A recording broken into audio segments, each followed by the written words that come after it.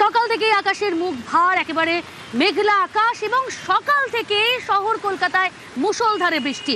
এই মুহূর্তে ছবিটা দেখেই বুঝতে পারছেন দক্ষিণবঙ্গের আজকে বিভিন্ন জেলায় কিন্তু বৃষ্টির সম্ভাবনা আগেই জানিয়েছে হাওয়া অফিস।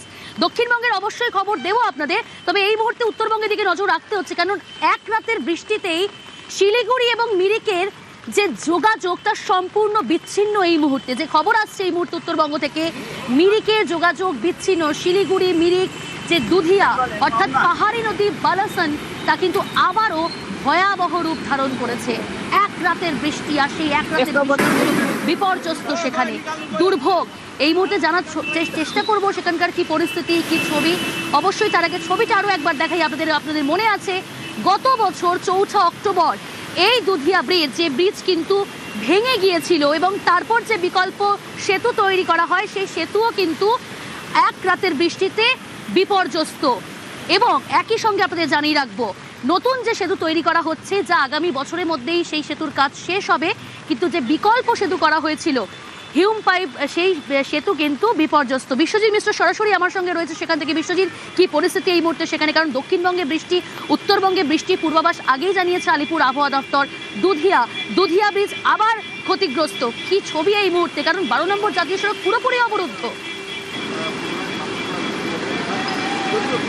দেখো 200 মিলিমিটারের মতো বৃষ্টি হয়েছে, আর এই বৃষ্টিতে কার্যত ভয়াল রূপ আকার ধারণ করেছে পাহাড়ের বিভিন্ন সংযোগকারী রাস্তা।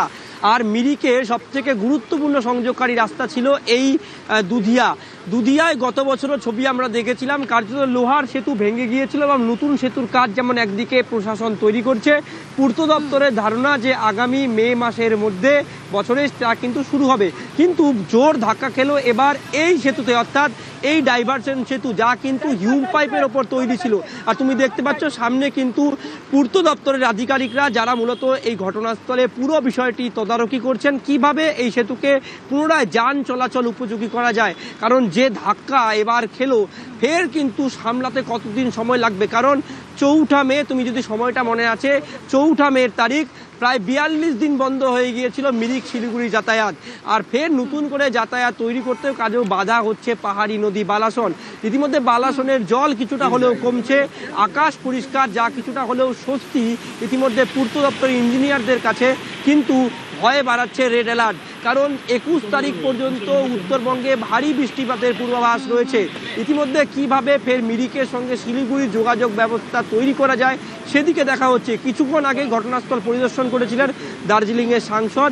তিনি যেটা জানাচ্ছেন যে লোহার বেইলি সেতুর নির্মাণের আশ্বাস কিন্তু তিনি গোটা বিষয়টি রিপোর্ট নিয়ে কিন্তু মুখ্যমন্ত্রীকে জানাবেন, এবং সেনাবাহিনী থেকে যদি বেইলি ব্রিজ এই স্থানে করা হয় তা কিন্তু টেকসই হবে বলে মনে করছেন স্থানীয় বাসিন্দারা।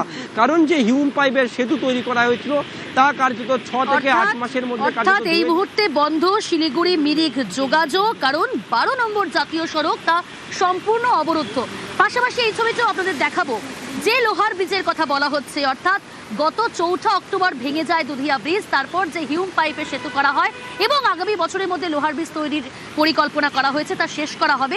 কিন্তু একটু শুনিয়ে নেব আপনাদের স্থানীয় বাসিন্দারা তারা কি বলছে।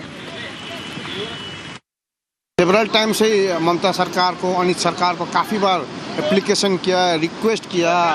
4 अक्टूबर 2025 में तो पूरा लगभग देखेंगे तो इंडिया में ही दुधिया को पहचाना गया, लेकिन उस टाइम भी दुधिया को बात नहीं प्रोटेक्शन किया। तो उसके नतीजे में आज क्या हुआ कि इतना बड़ा डैमेज हुआ, ये ब्रिज डैमेज हुआ, अभी ये डैमेज हो रहा है और कनेक्टिविटी आज बंद हो रहा है because of neglect of Anil Thapa and Mamata Banerjee.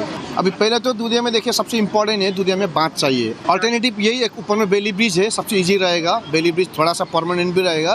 Bailey bridge army को हैंड ओवर करके करवाएंगे तो लगता है कि सबसे इजी और सबसे सेफ रहेगा।